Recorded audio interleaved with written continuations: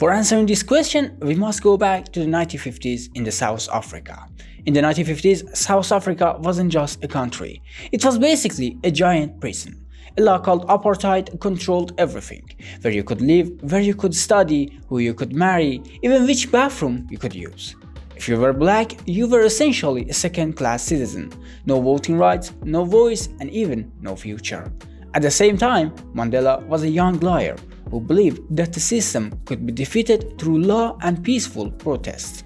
He joined the African National Congress, gave speeches, organized marches, and encouraged people to resist.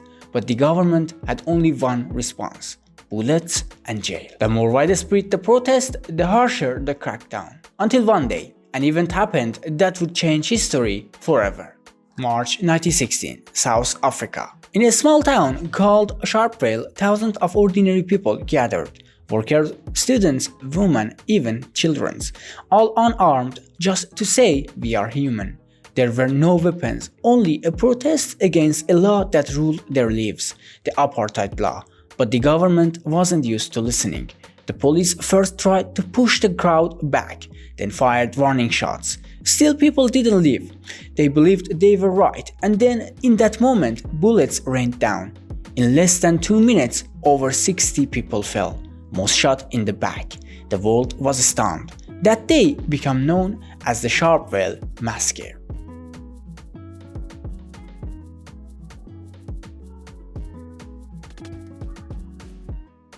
It was just a tragedy, but for Mandela it shattered an old belief. He had spent years proving that the law, patience, and logic could stop injustice, but now the same law had become a tool of oppression. A government meant to protect justice had become its biggest criminal. After Sharpeville, the African National Congress was banned. Hundreds of activists were arrested. Every gathering could mean prison.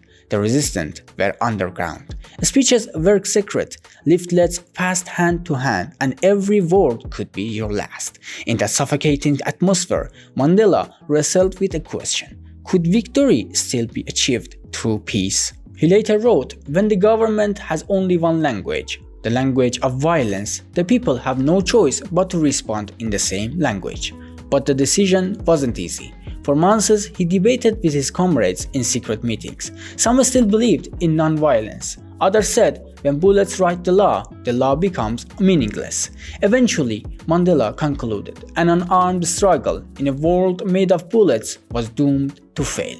In 1961, with a few close allies, he founded a secret organization, Umkhonto weSizwe, a spear of the nation. Their goal was clear: target government centers, power lines, and military posts. Not to kill, but to send a warning. They wanted the regime to understand that people would not longer stay silent. Mandela said, "We did not want to harm anyone, but if our voice is not heard, we must do something to make it heard."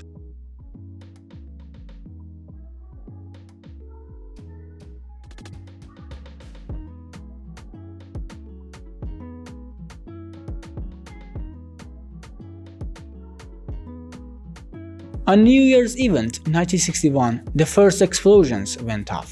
Columns of smoke rose from the government buildings, and for the first time the regime felt fear. At the same time, government propaganda painted a new picture. Mandela was now a terrorist, an enemy of the state. From that point, there was no turning back. He was no longer just a justice-seeking lawyer. He was a revolutionary leader forced to choose between two rules: remain a symbol of hope or cross the line for the sake of hope. Critics said his choice endangered the movement's legitimacy.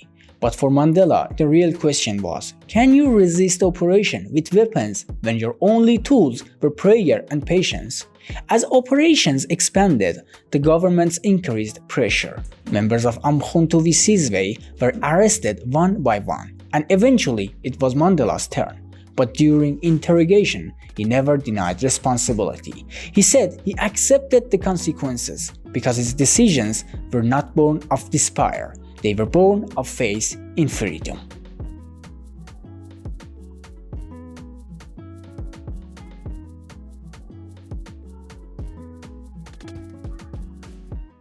Thanks for watching until the end. If you enjoyed this story, feel free to like and subscribe for more stories like this.